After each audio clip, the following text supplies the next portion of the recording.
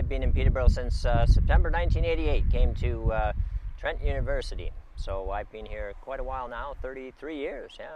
Hard to believe. Right. What college did you belong to at Trent? They all have different colleges. Yeah, that's right. I was in Otonabee College, and then I switched to Trail in the second year, but enjoyed both of them immensely, so yeah.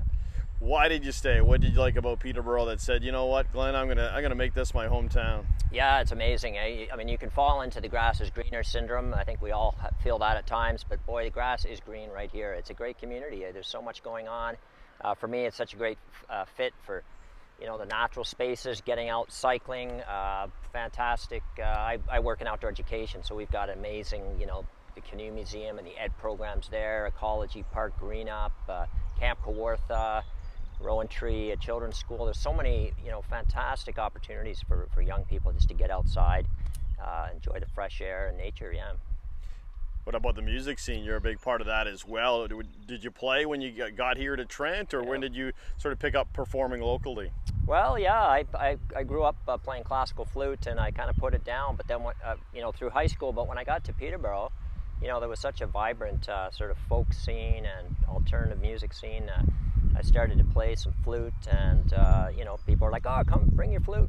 You play a lot with Phil Stevenson, a Peterborough guy. How long have you been playing with Phil? Yeah, since 97. If you go back to the Red Dog days, we were the house band there on Wednesday nights. It was a lot of fun.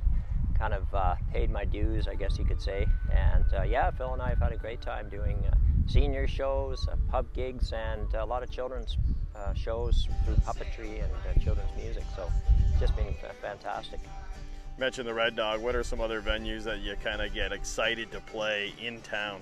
Yeah, well, certainly the Black Horse is another really great venue, and there's places have come and gone, unfortunately. When you think about, we used to play the Dobro a lot.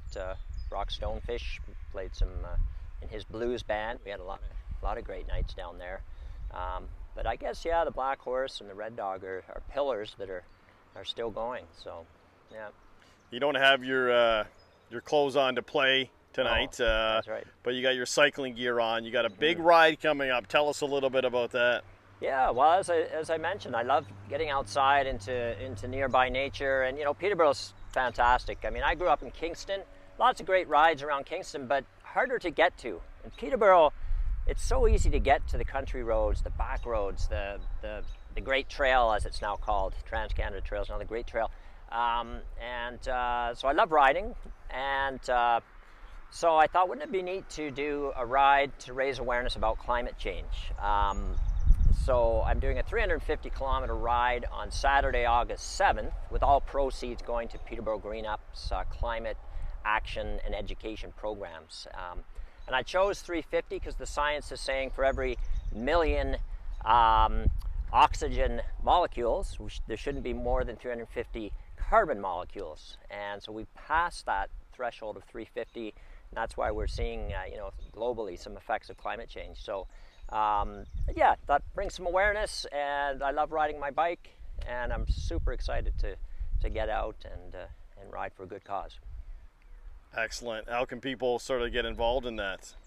Yeah, so you can go to the Peterborough Green Up website, and you'll see the 350 Climate Ride on there, and you can click on that. It's also sponsored by For Our Grandchildren that does some climate work in the area.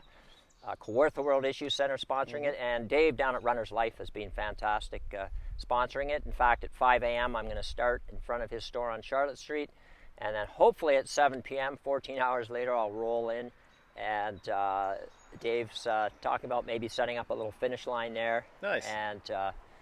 And I'm not sure if I'll be celebrating. I may be heading straight to sleep, but or next door to McThirsty's. Well, there's talk of that too, but we'll see how I'm feeling. I'm sure the adrenaline will be going. So, yeah. So I'm very excited. Right on. Yeah. Well, good luck with that. Keep up the great work and enjoy it. Thank you very much. Thanks for having me. Hometown PTBO with Pete Dalliday, presented by Trans-Canada Nissan.